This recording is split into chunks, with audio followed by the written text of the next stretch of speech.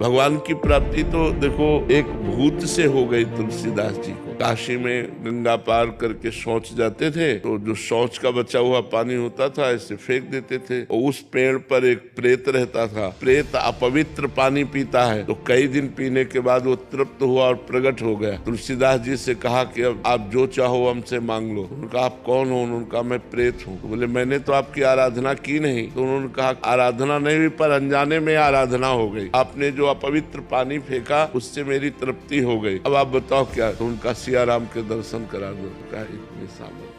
हमारी इतनी सामर्थ्य नहीं है कि मैं सिया राम के दर्शन करा दूं। उपाय बता सकता हूँ, उपाय से पक्का सिया राम के दर्शन हो जाएंगे। तो उनका बताओ। तो बोले तुलसी घाट में जब रामचरित्र का गायन किया जाता है, भगवान की कथा होती है, उस समय महावीर परम महाभागवत बजरंगबली हनुमान जी महाराज आते हैं। उनके चरण पकड़ लो, वो सिया राम जी के दर्शन करा देंगे। तो उनका हम पहचानेंगे कैसे? बोले सबसे पहले आते हैं और सबसे बाद के जाते हैं और मलिन वस्त्र होता है, वृद्ध स्वरूप होता है। तुलसीदास जी उस दिन गए तो जे ही कथा सुनी तो सबसे पहले आकर हनुमान जी महाराज बैठ गए, मलिन कपड़ा पहने ऐसे वृद्ध रूप में। तुलसीदास जी दृष्टि रखते हैं और जब सब चले गए तो हम प्रणाम करके जो ही चले सो पीछे लगे तो भागे हो। तो तुलसी घाट से लेकर संकट मोचन जो काशी के हैं वहां तक हनुमान जी भागे। तुलसीदास जी जाके चरण पकड़ लिए। उनका क्या चाहते हैं? तो उनका प्रभु इतने दिन हो गए भजन करते हुए, मैं अपने प्रभु को देखना चाहता हूँ, कैसे है मेरे सिया राम जी। तो उनका यहाँ काशी में नहीं, चित्रकूट में चलो। तो फिर हनुमान जी की कृपा से